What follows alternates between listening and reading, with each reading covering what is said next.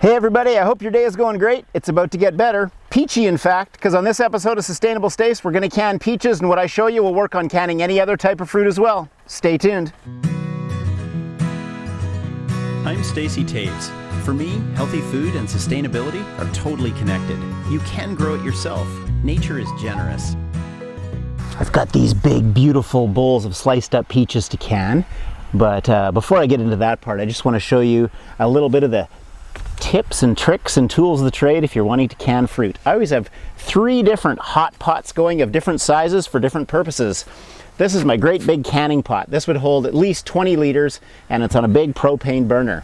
This pot just has the inner parts of the jar for sealing. So I've got a little canning magnet, and that's for a wide mouth mason jar. That'll fit a 1 liter jar that's wide mouth. I also have seals in here that are for narrower mouth mason jars. There they are. So they're nice and hot so that the rubber seal is ready to attach to the jar when I put it in there. And the third pot here has got my light syrup in it. So that's simply water and sugar put together, and I use a ratio of 10 cups of water to 4 cups of sugar, 10 to 4. I can fill this pot up and actually get 20 cups of water and 8 cups of sugar, and that's my syrup that I pour over. Now I'll just take you through the steps, okay? So guys, I'll take you through the steps that I go through on the day I'm canning peaches, just to show you what I do. And if you lose track at any point, because there are a number of steps if you haven't done it before, they're all very simple and common sense. Once you've done them once, you'll have no problem. I'll also put up a little list on the screen as just kind of a reminder, a checklist, so you can just take a screenshot of that later on or print it out, and that'll work for you. First of all, I have clean jars right here. I ran them through my dishwasher this morning. I'm purposely not touching the threads.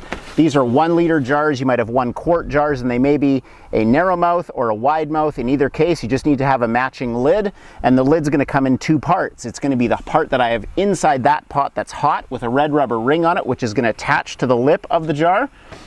And then to hold down that part with the red rubber ring, there'll either be a wide mouth or a small mouth part that threads right on the jar. So there's the clean jar, there's the sterile inner lid with the rubber seal on it sitting in the pot, and there's the outer part. So I've got those 3 parts to the jars, and you got to make sure you have enough of everything.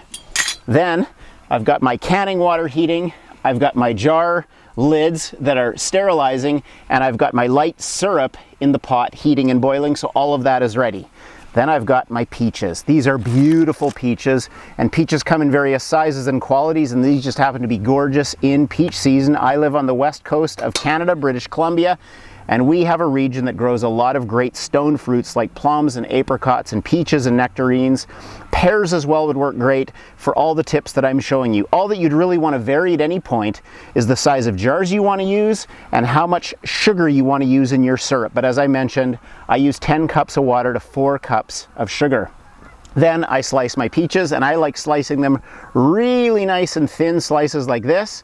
And these are a type of peach that's called a free stone, so it doesn't cling or stick to the stone. And after I've done all the slicing, it just falls right off the pit like that. Ooh, in the background, I can hear my last batch of jars sealing right now. They're sitting under the blanket right under here, and they're sealing up right there. They're looking good. I'll just do that up close one more time to show you, and then we'll go to the next steps. So I use a straight edge knife on the peach. I pull it straight out, make sure there's no debris on it, and all I do is cut really nice thin slices, because the smaller the pieces or wedges of fruit you cut, the more fruit you'll be able to put in your jar and the less sugar syrup you'll need. I'm able to cram a lot of fruit into a 1 liter jar or 1 quart jar, and that's because I cut really tiny pieces. And you're right, that's right, I'm not peeling it, because I don't think there's any problem with the peel going in there. Once I've peeled off the fruit off the stone, I just pop these in the compost bin, and the rotten peaches or the rotten pieces and the stones go in here and go into my compost later on. Okay, if you're with me so far, you're tracking. We got our clean jars, we got our sterilized inner lids, we got our ready to go syrup, and I've noted to you already that there's 2 tools you have to have for canning that are unique. One's a jar lifter so you don't burn your hands, and one's a little magnet on an end so that you can pick up sealers for the jars. And then additional to that, I usually just have a glass measure and a funnel that fits the mouth of the jars. And I'll just show you what I do jar by jar. When I've got all my peaches sliced and my water in my canner's hot, here's what I do. So here's a narrow mouth jar, and it's sterile and it's ready to go. I put my funnel in, and I get in there with my hands, and I get my peaches falling through the funnel into the jar, and I want to fill that jar personally as much as I can because I don't want to feed my family a bunch of sugary syrup. I want to feed my family a bunch of yummy, fresh canned peaches. So I get it down as much as I can, get the peaches in there as deep as I can into the jar, but I don't want any sticking out the top because that's going to negatively affect the ability of it to seal. So it's in there nice and good now. That one's in a little high, so I'm going to pull that one out. Okay, so these are in good. See that? Now, I've got my nice hot syrup water here, and with a little 2-cup measure, about a half-liter measure, I just pour this in here. You'll notice I'm doing it on top of a metal frying pan so I don't spill or lose any of my sugary juice. The more fruit you've got in your jar, the less syrup you'll put in, and then I want to go just about a 1/4 inch, at the most a 1/2 centimeter from the top of the lid, and have no debris there. So there's a little bit of space there for expansion and contraction. Then with my handy dandy little magnet, I go in, and because this is a narrow mouth jar, I get a narrow mouth lid that's really hot and the rubber is warm, and I set it on there. I take my threaded ring and put that on there, and just, it didn't go on right the first time, just gently tighten it, not super tight. Now it's ready to go in the water bath. And with these peaches, once the water bath is boiling with all my 8 jars in the canner, I run a timer for 25 minutes and then I pull them out. So here we go. Let's just do a whole bunch more of them.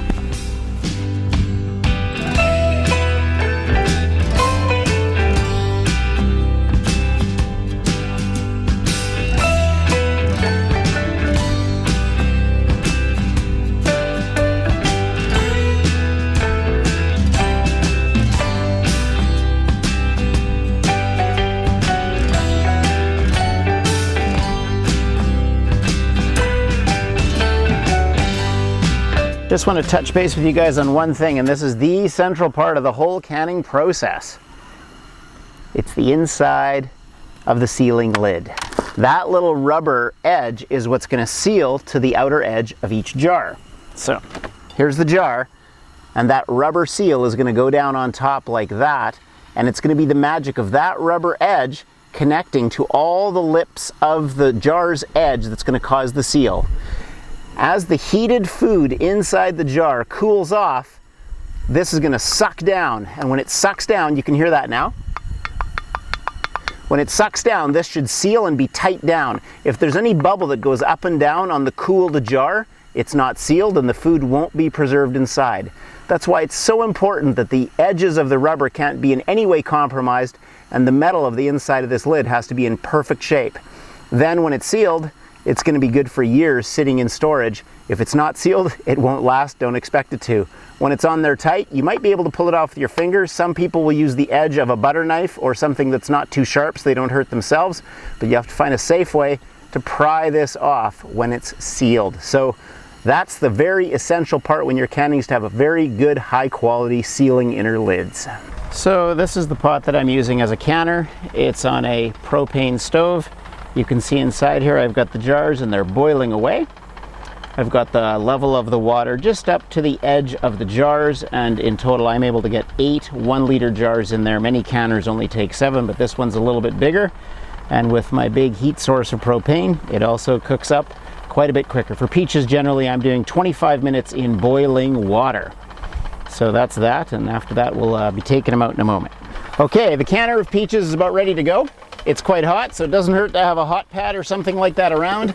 The only 2 things that are specialized for canning that I can think of that you might need in your kitchen is a little one of these grabbers to grab jars and not burn your hands, and a little tiny handheld magnet that lifts lids on and off that are hot.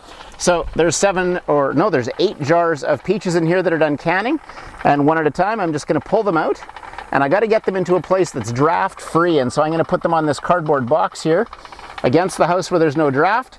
And then I'm going to cover them with a bath towel so that there's no draft from outside that's going to come against them. As they cool off slowly, then some heat will be released. Things will contract inside because they expand when they're hot, of course. And that will cause the lid of the jar to suck down and seal, preserving the fruit inside. And because of the light sugary syrup, the preservation it should be for years that you'll be able to have these sealed and waiting to enjoy. And just like I said at the beginning, guys, this works not just for peaches, it works for plums, it works for pears, it works for cherries, apricots, and any other type of fruit that you can think of that you'd want to can. So my canner is empty and I'm ready to reload it once it's boiling again. I promised you that I'd give you a list, so let's just cut to that list right now and you can see it. Take a screen capture, whatever you need, and I'll just read off to you the 15 steps after you've got your equipment ready. You want clean jars, you want sterile matching sealer lids to fit those jars, being, you know, small mouth or wide mouth. You need jar rings to hold on those sealer lids, and then you need 3 pots. The first one is the big guy for the jars to process in. We'd call that the canner. And you got to have the right amount of water in there that's going to be, when displaced by all the jars you put in it, not too deep, not overflowing your canner. I just try to get my water level in that big pot right up to the necks of each of the jars. Then pot 2 has the rubber sealer lids heating up. Got to get those nice and warm so the jars are going to rubber seal well. And pot 3 has the syrup in. I used the 10 cups of water to 4 cups of sugar, and I ended up using about 2 cups of simple syrup per 1 liter or 1 quart jar. So by volume, it was more than half fruit and less than half liquid. Prepare the fruit. Smaller pieces gives you more fruit in the jars. Bigger pieces are going to have more gaps for the syrup to fill up. And when all your pots are boiling, you're going to want to proceed to all the next steps. You got to have your canner ready to go, you got to have your sealer lids nice and hot, and you got to have your syrup nice and hot, and then you fill your jars with your fruit. You top them up with syrup, but you leave a little bit of headspace like we talked about 1 centimeter, quarter, half an inch.